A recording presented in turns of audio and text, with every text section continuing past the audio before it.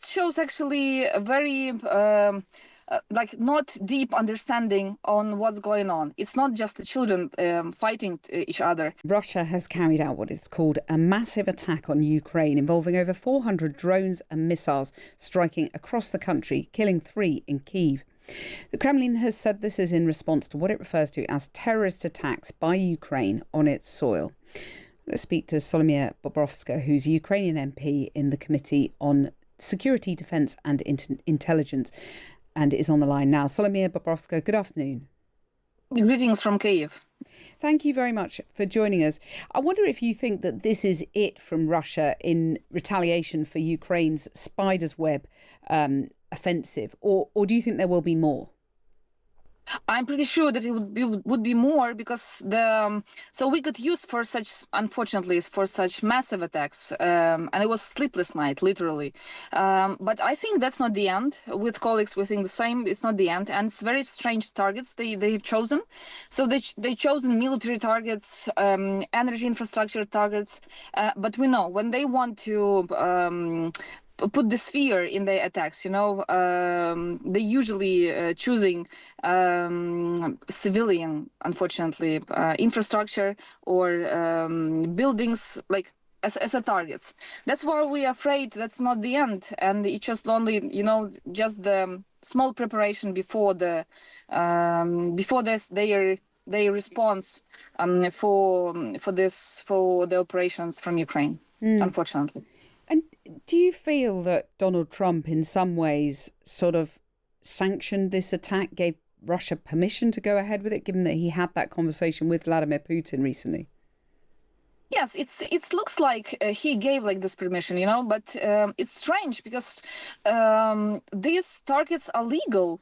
That's military targets. That's normal things. That's the military airfields with carriers of strategic nuclear weapon. Actually, that's what we have right according to the war to attack. And that's we're doing only with the Ukrainian drones, even not having their missiles, to attack still yet.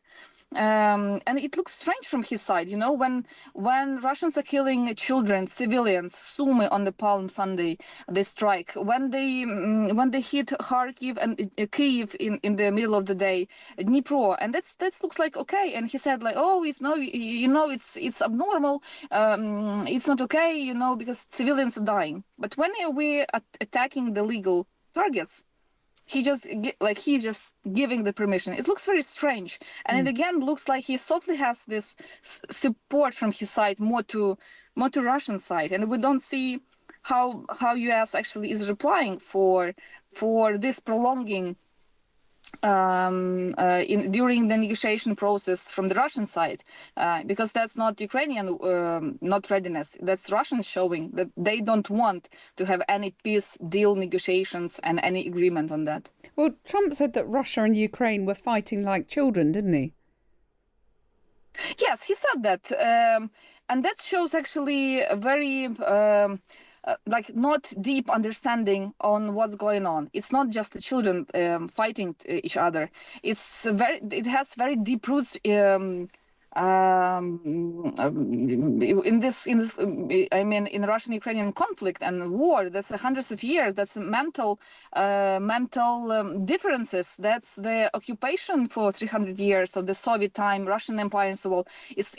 And we are not children of having a one mom. I think that's a very American approach and attitude. To simplify everything and not to go deeper, understanding that it's not so easy just to say and to compare this with the children.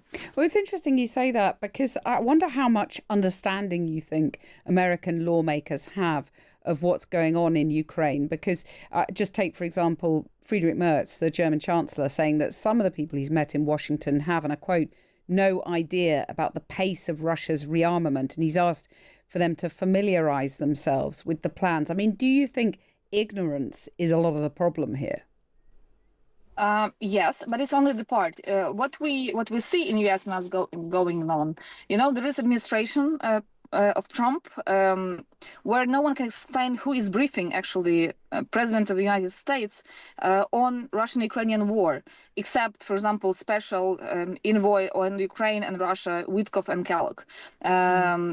Like no one can explain who is in charge with all this, folders of information to give him and to give the understanding, the third point of view.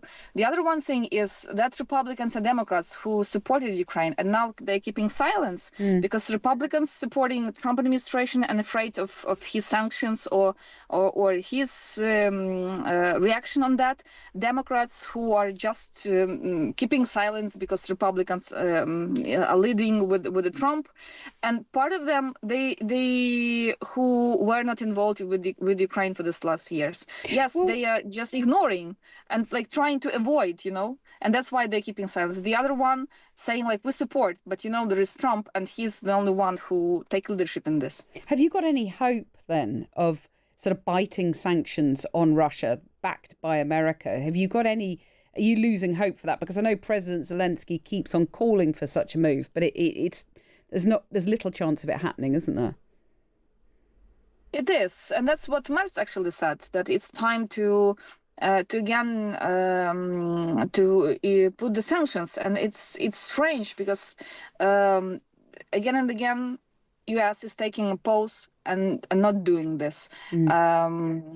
But I think at the end of the day, if U.S. finally can make the bold movements, and these sanctions would be not only with the gas, oil, energy infrastructure and things from U.S., but as well with the Russian shadow fleet, that Russia can actually finally understand and feel. Probably it can make a sense. Otherwise, only the small steps with the sanctions won't play again any role and will be as the same as we had for the last 3-4 years. When you see the new map of their plans, Russian plans on Dnipro, Kyiv, and the whole left part of Ukraine, left shore part of Ukraine. Just finally, we started off talking about the spider's web operations and, Russia's potential retaliation to that. Can we expect more of these kind of operations from Ukraine, or do you think that was a one-off given the effort that went into that and the planning? No one will tell you, but we are keeping fingers crossed for new and new operations, because this operation was prepared a year and a half ago, and I hope our intel institution organizations they are continuing with that and will show one more time or maybe 2 times, I don't know, in the future their new operations. We hope the same probably as you hope. Right. Solomiia Bobrovska, thank you very much for joining us. Thank you so much. Ukrainian MP there on the Committee on Security, Defence and Intelligence.